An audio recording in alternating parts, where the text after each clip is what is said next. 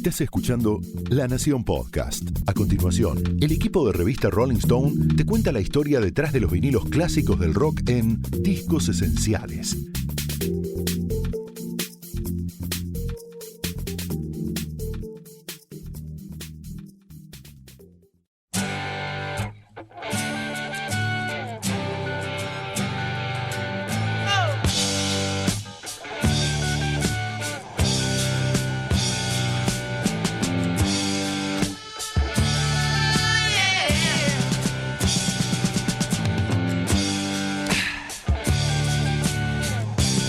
Más allá de lo que puedan creer algunos fans, la verdad es que ningún disco puede cambiar el mundo.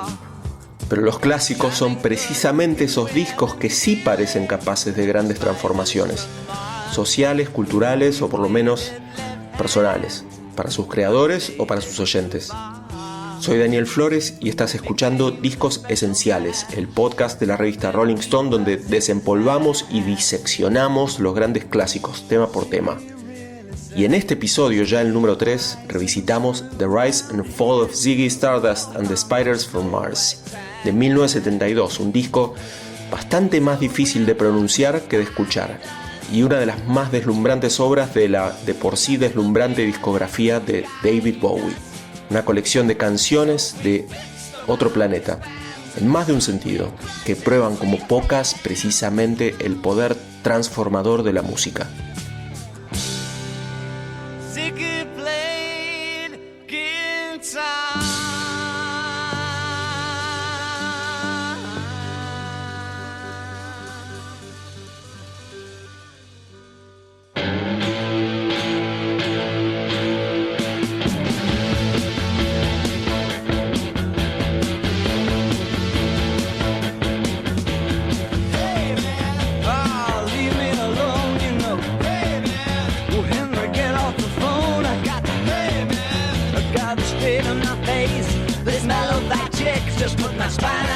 El ascenso y la caída de Ziggy Stardust y las arañas de Marte.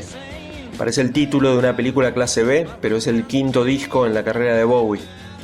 Lo publicó en Inglaterra la RCA originalmente el 16 de junio de 1972 y ha merecido crónicas, análisis, columnas, entrevistas, documentales, ensayos, de todo.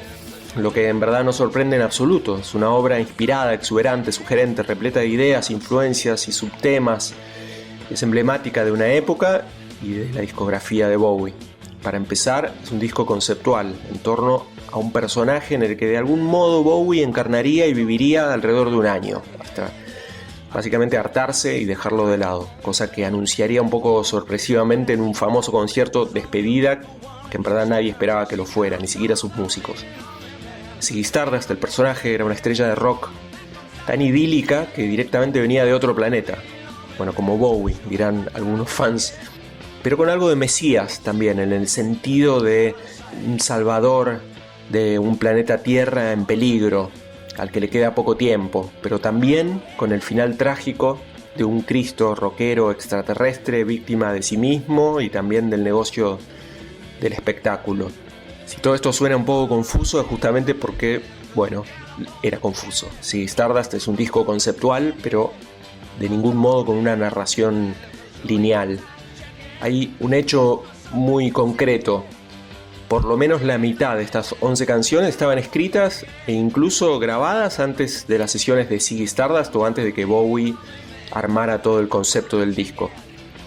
Aunque por momentos parezca que sí, no hay acá una ópera rock como pudo ser Tommy de los Who, por ejemplo. La figura de Ziggy y su aventura en el planeta Tierra es tan ambigua como precisamente a Bowie le gustaba jugar y mostrarse en esos años de explosión glam en el rock británico, donde él fue protagonista y también un poco apropiador, un poco musa y un poco vampiro. Algo de esto cuenta Jorge Luis Fernández, que es periodista y estuvo a cargo de las notas históricas en el libro interno de la reedición en vinilo de este fantástico disco que en estos días la revista Rolling Stone presenta en Argentina.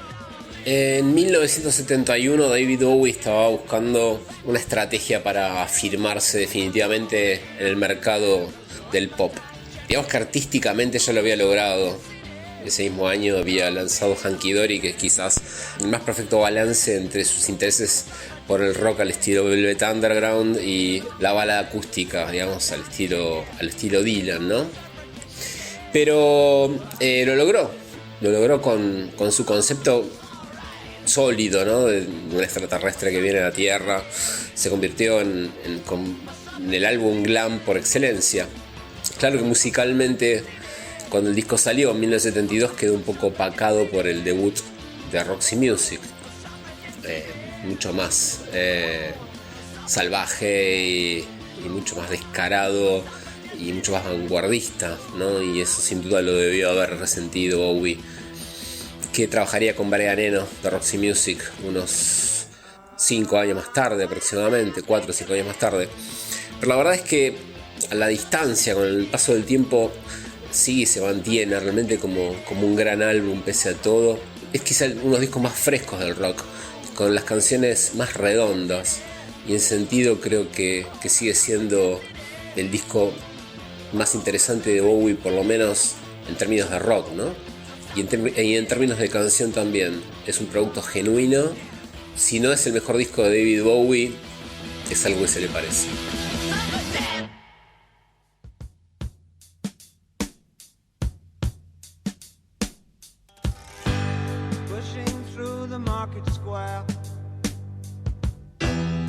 So many mothers sighing.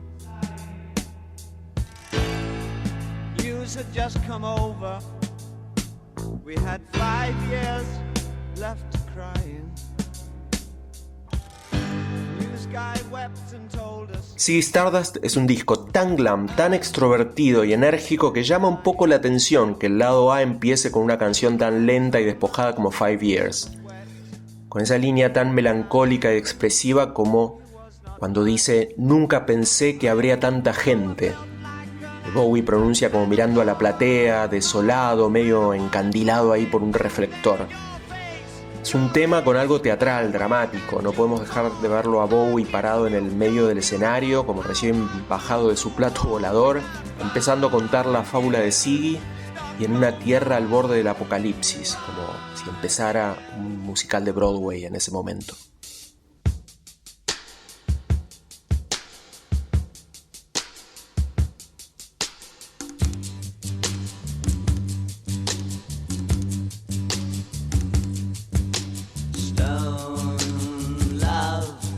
She kneels before the grave, a brave son who gave his life to save the slogan that hovers between the headstone and her eyes, for they penetrate her green. Con Soul Love las cosas en cambio empiezan a levantar ritmo y temperatura, y lo escuchamos a Bowie haciéndose eco del clima de época.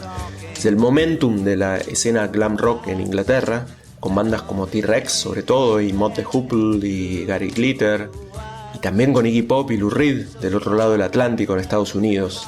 Es un rock con brillantina, enérgico y eléctrico, sí, pero sexy también, y primitivo y sofisticado, recuperando cierta sensualidad del primer rock and roll, con todo el aprendizaje, claro, y la emancipación, y también los golpes de los años 60. Richard Coleman, además de gran músico, guitarrista y compositor argentino, es un gran seguidor de Bowie y entendedor del glam. Le preguntamos por este disco y nos contó esto. El glam rock como género, digamos como estilo, se desarrolló en el primer lustro de la década del 70. Y es muy importante porque es la reacción, digamos, es el primer contraste que se le opone, digamos, a lo que sería la psicodelia de fines de los 60, y esta cosa un poco más hippie, más country folk que se venía generando en la costa oeste de Estados Unidos, ¿no?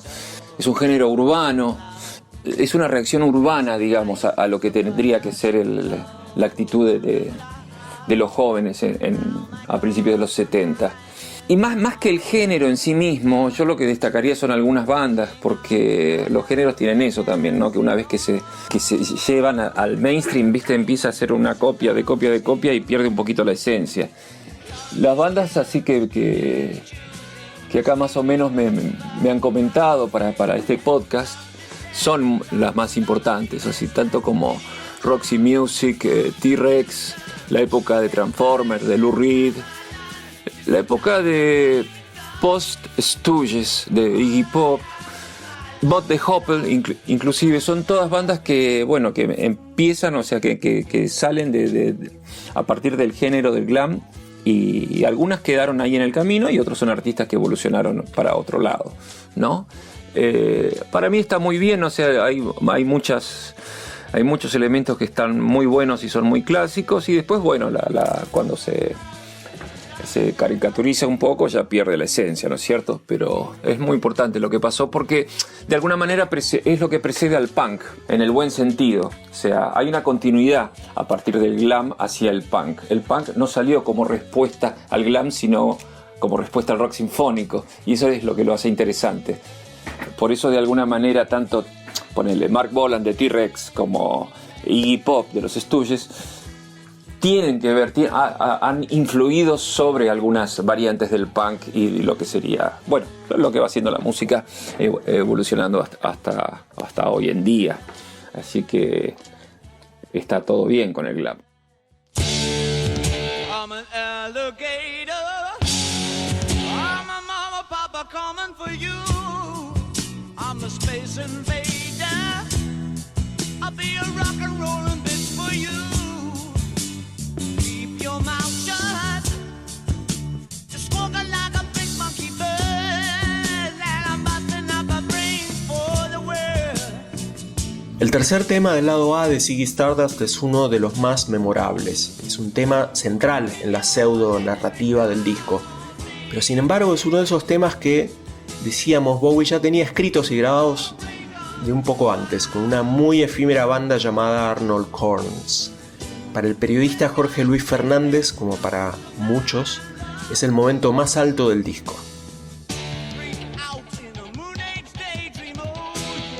Mi canción favorita es Moon Age Daydream, que es como un híbrido, ¿no? El sueño diurno de la era lunar, algo que refleja la sexualidad ambigua de sí, del propio Bowie, y mix de ideas de William Burroughs, de la ciencia ficción clásica, típicas alusiones del rock, en el inicio ya, ¿no? Soy un reptil, soy mamá y papá yéndote a buscar, y después las frases como mirame con tu ojo eléctrico, nena, apuntá con tu pistola de rayos a mi cabeza, juntemos nuestras caras, estremezcámonos en un sueño de la era lunar. Y después el solo, ¿no? Final de Ronson, su mejor solo para mí, entre efectos de sonidos espaciales, le da como un dramatismo, una sensación cósmica, ¿no? Me pregunto si Rutger Hauer habrá tenido en cuenta este clásico cuando hizo el soliloquio final de Roy Batty en Blade Runner. Moon Age Daydream efectivamente es un tema épico, ya no solo porque cuente la historia de una estrella de rock extraterrestre, sino porque representa a lo que sonaría una estrella de rock extraterrestre. Y como Jorge Luis Fernández, también Richard Coleman piensa que es la mejor canción del disco. Y el disco Ziggy Stardust and the Spider from Mars es una obra conceptual prácticamente, es un disco que hay que escuchar entero porque te lleva a un lugar y a un momento que así ficcional, el que ha inventado Bowie para sostener esta obra, que es muy interesante y ya te digo, requiere de la escucha del álbum completo para entender cuál es la historia, de qué va esta historia. Hay un tema que a mí me gusta especialmente, y te diría que es el favorito porque es el que más el que no deja de emocionarme. Cada vez que lo escucho, hace 30 años por lo menos, es una canción que me pone la piel de gallina, que se llama Moon Age Daydream, es la tercera canción del álbum. Especialmente todo lo que es la salida de la canción, ¿no? El outro, entre el solo de Mick Ronson y los coros, a mí me llevan a un lugar que es increíble, ¿no? Que a esta altura de la vida todavía me emociona, pero es buenísimo y eso es lo que valoro tanto. Y no es que me emocione porque me lleve a una época, ojo, que no es una cuestión de nostalgia, sino que la canción en sí tiene esos valores. Es muy, muy, muy, muy grosso, loco.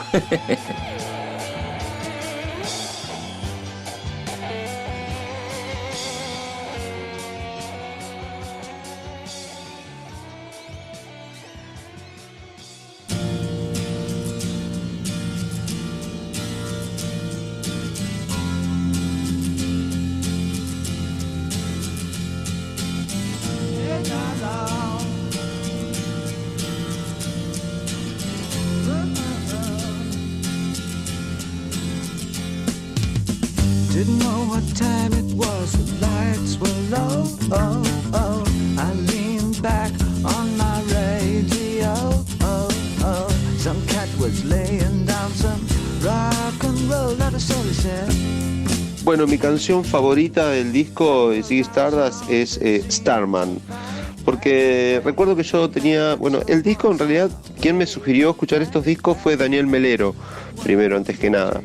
Recuerdo que fui a la casa de Daniel Melero y yo le había mostrado unos demos que tenía. Me dijo, pero esto me hace acordar mucho a David Bowie de los 70. Me dijo, ¿no escuchaste nunca esos discos? No, le digo, tenés que escuchar Ziggy Stardust, bueno, después Low, y después esto, Hunky Dory, y fue Ziggy Stardust lo que nos llamó mucho la atención con mi banda Band Press, y después de ahí queríamos sonar como Ziggy Stardust. Aparte que estaba muy de moda Suede también.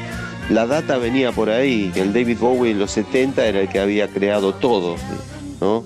Y ver las películas, ver los momentos de Bowie de otros periodos de él donde hace de actor y todo eso era como muy provocativo para nosotros, porque éramos chicos, teníamos 20 y pico de años y teníamos como cierta vergüenza entre nosotros. Entonces de repente veías a Bowie así y tenías que hacer algo más, tenías que dar un paso más porque si no eras un careta.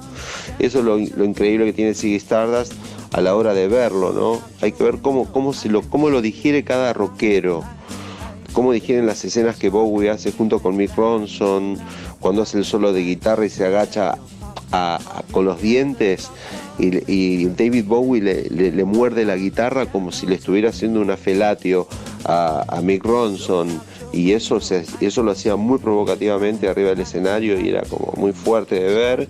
Y creo que, qué sé yo, que eso a más de miles y miles de rockeros les pudrió la cabeza, no sé, les dio vuelta la cabeza.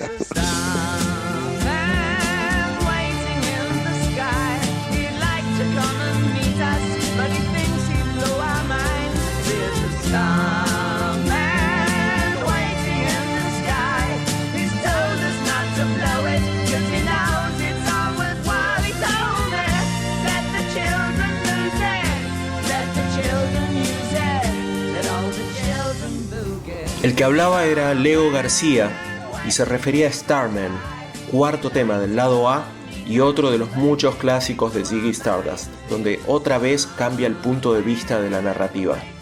La historia dice que fue escrito a último momento ante el pedido del sello RCA de un single hitero para el disco, y entró en reemplazo de un cover de Chuck Berry, Round and Around, que estaba previsto. Es muy curioso, hoy suena rarísima la idea de que haya en este disco un tema de Chuck Berry, así de terrenal.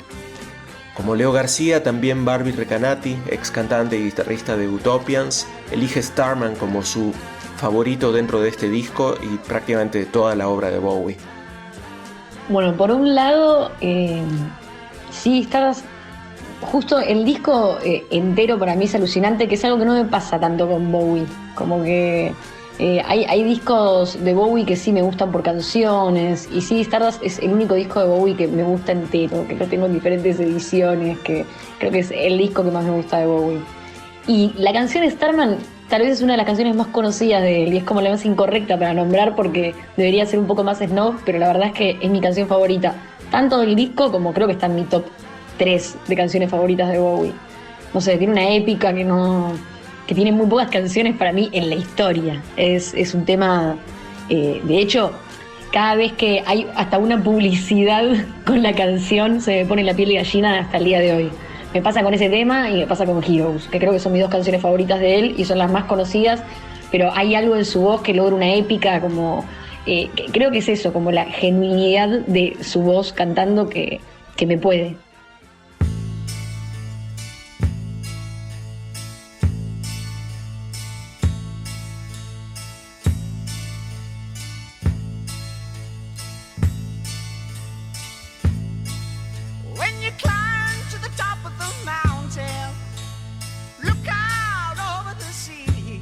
El lado A termina con It Ain't Easy, quizás la canción que suena más apartada del concepto de Ziggy y del glam.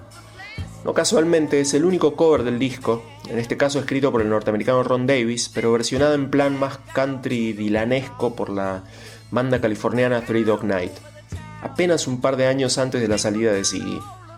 La versión de Bowie, en cambio, suena bastante más en plan hard rock.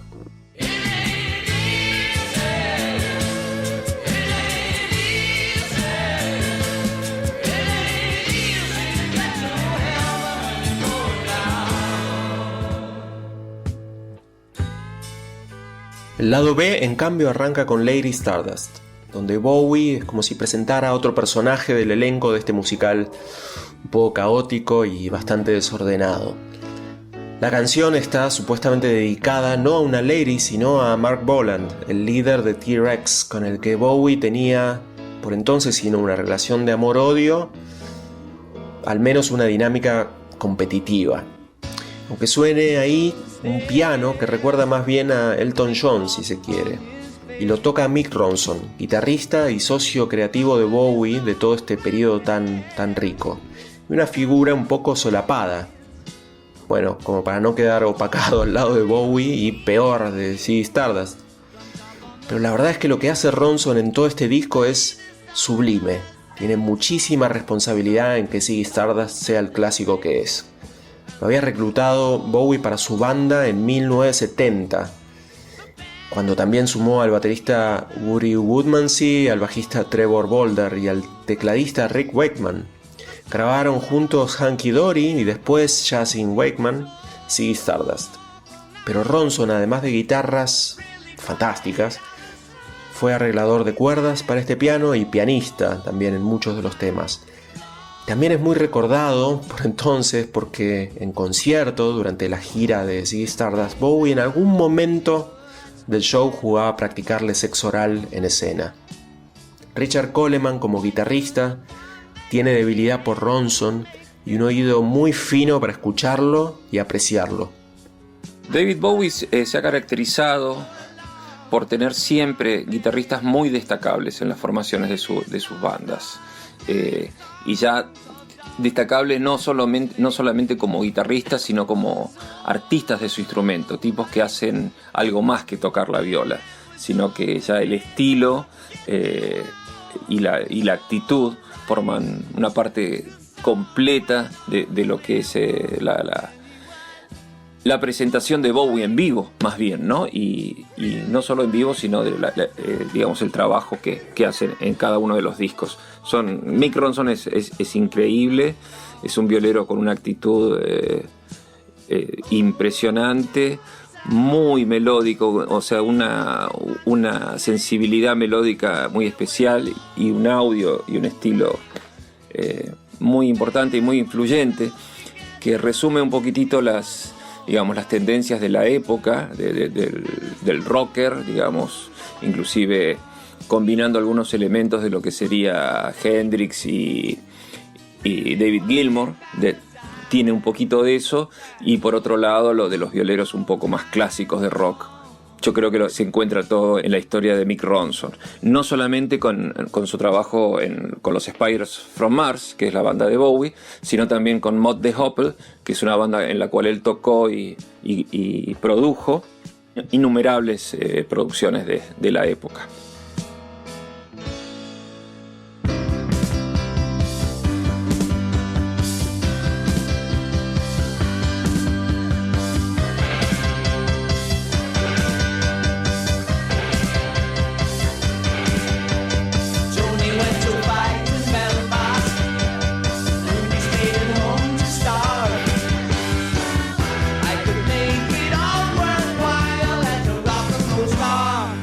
Después de Ziggy, Ronson seguiría con Bowie, grabaría 2 discos más, All Are Insane y Pin-Ups, y también trabajaría con él en la producción de Transformer de Lou Reed, nada menos, y en All the Young Dudes de Mott the Hoople, tema que si no escucharon recomendamos enfáticamente ir corriendo a escuchar en este mismo momento. A tal punto era cercano a Bowie Ronson que se casó con Susan Fazil, la estilista que trabajaba con su jefe musical en ese tiempo. Pero murió jovencísimo de cáncer en 1993, tenía solo 46 años, un gran músico. El trabajo de Ronson es notable también en los temas que siguen, siguiendo este orden de Ziggy Stardust. Star y Hang On To Yourself, otras dos piezas bien glam. La segunda en verdad suena prácticamente como un tema de Slider, el disco de T-Rex, que sale casi al mismo tiempo que Ziggy y sería muy comparado con el trabajo de Bowie. Otra vez Barbie Recanati, ex Utopians, increíble solista, tiene sentimientos encontrados al respecto sobre esta cualidad de Bowie al acercarse a otros artistas. Con respecto al glam, a mí hay algo que me pasa con Bowie en general, con su carrera, que es como un gran apropiador, es como un ladrón de guante blanco. Creo que se inspiraba mucho en colegas de la época y siempre fue como al que le fue bien, lo cual le hizo muy bien al arte, pero siempre estoy ahí dividida, sobre todo con este disco en particular, que salió al mismo tiempo que Slider de Mark Bolan, y siento como que algo que siempre le pasa a las mujeres en la música, que siempre tiene que haber una. Le pasó ahí a Inglaterra con Bolan y Bowie, como que no podían con dos, y siento como que Bolan se apagó mucho con este disco. Entonces tengo ahí algo dividido, donde me encanta el concepto glamero que metió gracias a este disco y todo lo que hizo después, pero siento que hay algo de Bolan ahí muy injusto con respecto a la influencia de la industria musical, y Ziggy Stardust me lo recuerda demasiado. El trabajo de Bowie como productor a mí me pasa que a veces no entiendo hasta dónde, cuánto hizo, qué no, pero sí me pasa, por ejemplo, yo soy muy fanática de Iggy Pop, mucho más que de Bowie, y las cosas más lindas que hizo Iggy Pop para mí las hizo al lado de él. Y después las cosas que hizo hermosas, que a mí me gustan de su adultez, siento que fueron cosas similares a las que pudo hacer con Bowie. Y también la mano de Bowie humana, al lado de Iggy Pop, al lado de como un montón de gestos que yo creo que fue como una especie de no sé, de una beca artística para un montón de artistas que creo que si Bowie no hubiera ido en ese momento y los hubiera salvado, no hubieran sobrevivido. Y en el caso de Iggy me pasa eso, que si Bowie no hubiera estado al lado de Iggy en los momentos que estuvo, tanto artísticamente como humanamente, tal vez no sé, Iggy estaba muerto directamente. Entonces, en ese sentido, su influencia como productor a mí se me hace hasta más importante que como músico, pero por algo muy personal.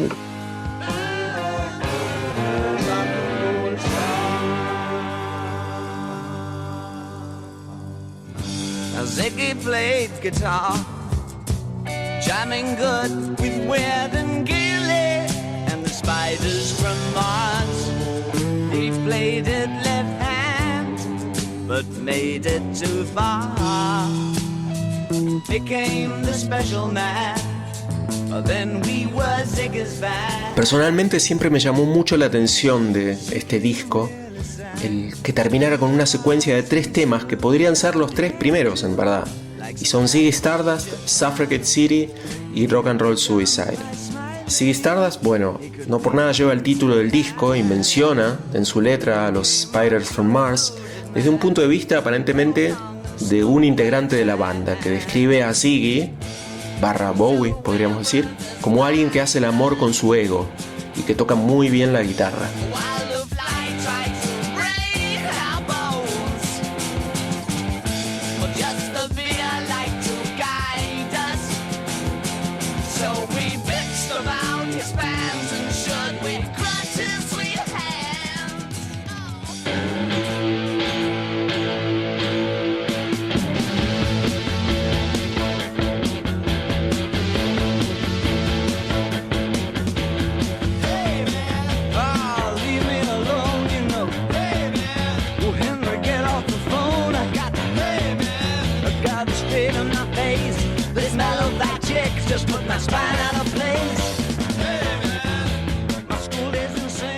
Suffragette City es el rock and roll clásico del disco, que en otro disco podría haber sido un destacado, pero que entre Moonage Daydream, Starman, Ziggy, 5 Years, bueno, es un poco complicado.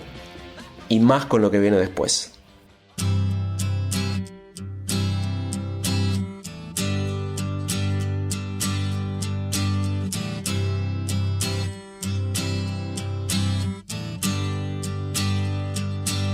Time takes a cigarette, puts it in your mouth. You pull on your finger, then another finger, then a cigarette. The water wall is calling. It lingers, then you forget. Oh, oh, oh, oh, you're a rock and roll suicide. Si 5 Years, el primer tema del disco, era una intro casi cinematográfica, Rock and Roll Suicide, el último tema del disco, es perfecto para los títulos finales. En los papeles, una balada pop que parece lista para que entre un coro doo-wop de los años 50 con todas sus armonías. Claro, en Bowie todo se replantea como algo distinto y original y nuevo. Richard Coleman tiene claro por qué y lo explica. Bueno, y hablando un poco de David Bowie como artista, en mi caso es el único músico de rock que pasa a la categoría de artista de rock, porque es un tipo muy, muy, muy completo, y la influencia de él no ha sido solamente a través de sus diferentes, de la evolución de su estilo musical, sino que también en cada movida de estilo conllevaba también una modificación y una renovación de personajes. O sea, el tipo inventó de alguna manera lo que es el personaje del artista del rock, la diferente personalidad que iba copando en la medida que iba iniciando diferentes proyectos.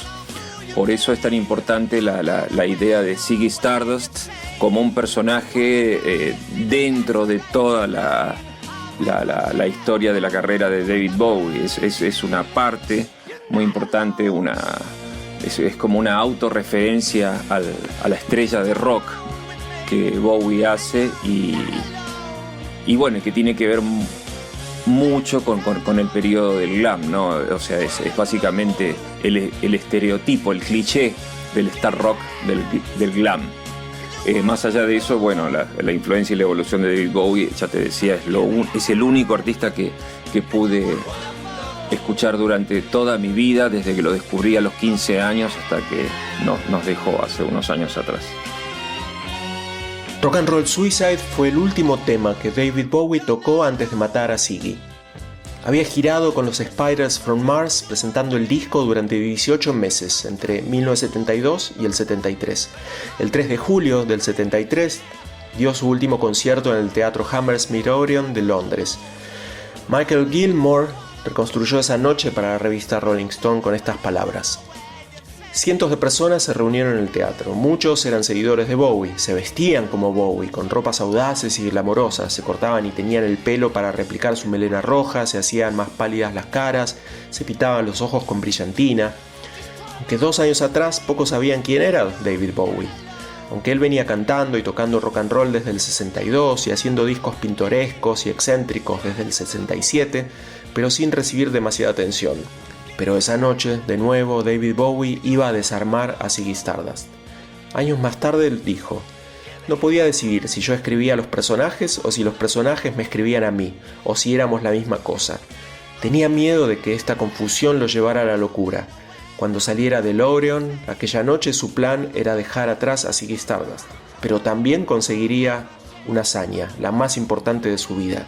Les había dado un modelo a millones que nunca antes habían sido acogidos por un héroe de la cultura popular. Había ayudado a otros a liberarse, aunque él mismo no lo había conseguido.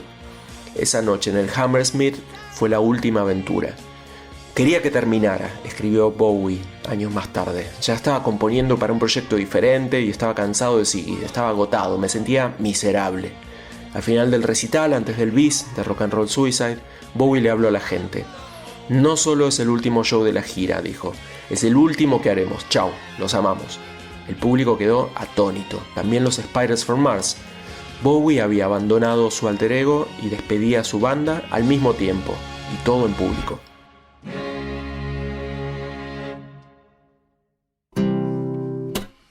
David Bowie es el que más logra hacer una totalidad y también jugar con la vanguardia, que es lo que hace que el artista se transforme en profeta.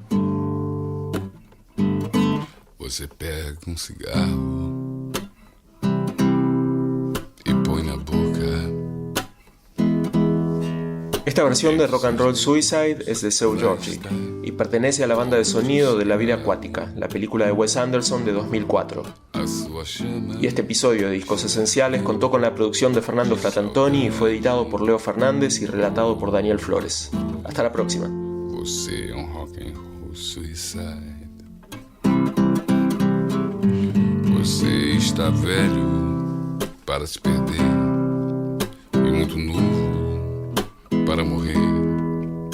Enquanto o tempo está ardendo na cidade, você não come, não tem fome, isso é verdade. Oh, no, no, no, você é rock and roll suicide. Você tem medo, mas avança o sinal e não percebe que o sol apareceu. Enquanto pode se esconder na sua casa, você não vai ver que o que importa é que você não está só. Oh não, você não está só. Eu não vou deixar nem mesmo se você quiser. Venha me ver, o sol vai se pôr. Eu vou estar outra vez perto de você. Oh meu amor, você não está só. Estou aqui para te proteger. Vamos viver pelo nosso bem. Só nós dois, não importa mais ninguém. Oh meu amor, já está partindo o trem do coração. Já está partindo o trem do coração.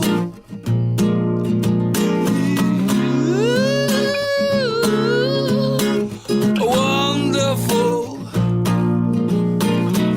Give me your hands. Give me your hands.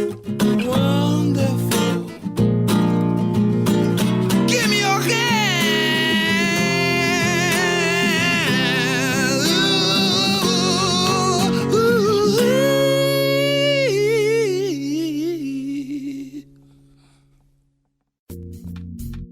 Esto fue Discos Esenciales, un podcast exclusivo de La Nación. Escucha todos los programas de La Nación Podcast en www.lanacion.com.ar. Suscríbete para no perderte ningún episodio. Estamos en Spotify, Apple Podcast, Google Podcast y en tu reproductor de podcast favorito. Seguí escuchando La Nación Podcast.